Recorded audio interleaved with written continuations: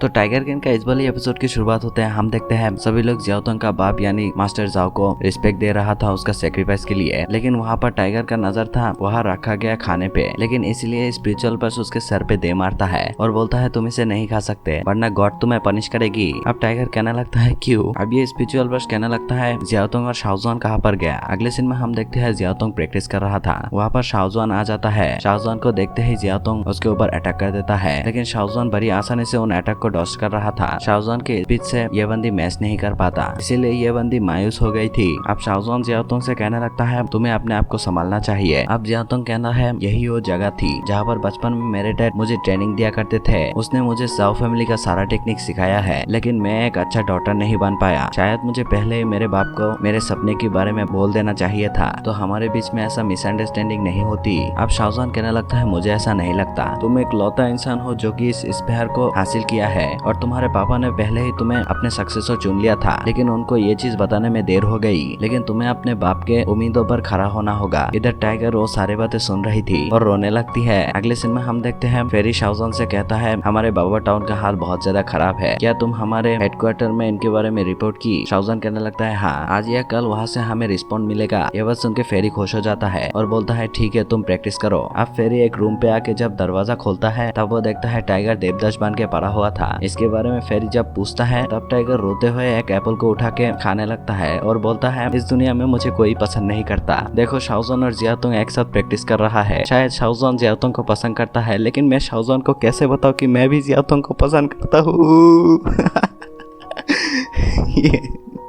ये टाइगर कभी नहीं सुधरेगा। अब ये बात सुन के फेरी कहने लगता है अरे चिंता क्यों कर रहे हो, इसलिए तो मैं तुम्हें हेल्प करने आया हूँ। ये बोल के ऐसा फेस बना के चेयर करने लगता है।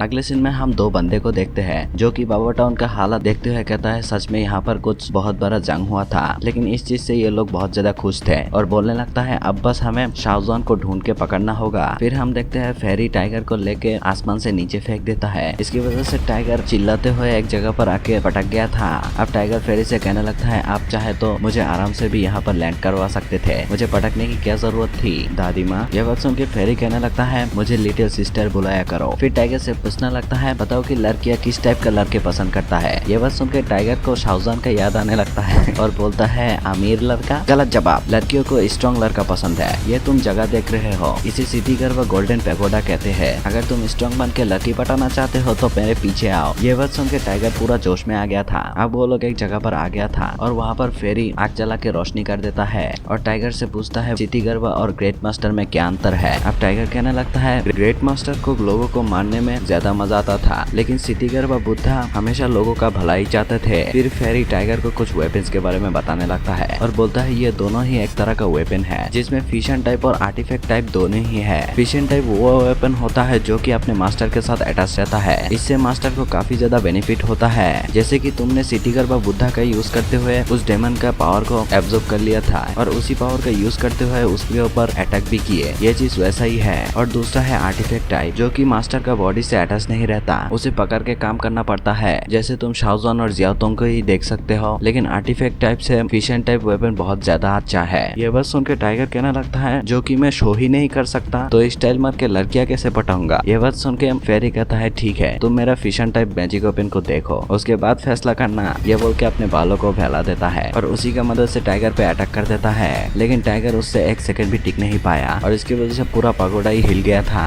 अब टाइगर तो डर के मारे मुंह छुपा लेता है। अब फेरी हंसते हुए कहता है देखा फिशन टाइप मैजिक वेपन का पावर, फिशन टाइप वेपन से तुम्हारे बॉडी का कोई भी हिस्सा वेपन में कन्वर्ट हो सकता है, तुम्हारा पूरा बॉडी ही वेपन बन सकता है। अब टाइगर कहने लगता है आप तो बहुत ज्यादा ताकतवर हो, आपका मास्टर कौन है वो भी तो बहुत ज्यादा ताकतवर होगा। ये बात सुन के फेरी कहने लगता है तुमने सही कहा, लेकिन मैंने मेरे मास्टर को खा लिया। भाई इसका फेस तो देखो। अगले सीन में हम देखते हैं ये बंदा बोर हो रहा था और बोलने लगता है कब तक मैं यहाँ पर रहूंगा, लेकिन दूसरा बंदा उसे कह रहा था जल्दबाजी करने की कोई भी जरूरत नहीं, बस इन्फॉर्मेशन कलेक्ट करो। लेकिन तभी हम देखते हैं वहाँ पर सारे डेमन मास्टर आ गया था और वाइन ऑर्डर करता है और बोलता है कि यहाँ पर पहले भीड़ रहता था, लेकिन अब देखो ये पूरा खाली है। सच में उस डीमन ने हमारा बहुत सारा लॉस कर दिया। अब ये बंदा अपने दोस्त से कहने लगता है जब उस डीमन ने अटैक किया तब तो दौड़ के मारे तुम्हारा हालत ही खराब हो गया था। ये सुन के ये बंदा गुस्सा हो जाता है और बोलता है मैं तुझे मार डालूंगा, लेकिन ये बंदा उनका जागरा छुड़ा लेता है। अब उनका एक सीनियर कह रहा था मुझे लगता है वो डीमन एक डीमन लॉर्ड होगा, लेकिन ये बंदा बुक निकल के उसे पढ़ते हुए कहता है ग्रेट बैटल में जो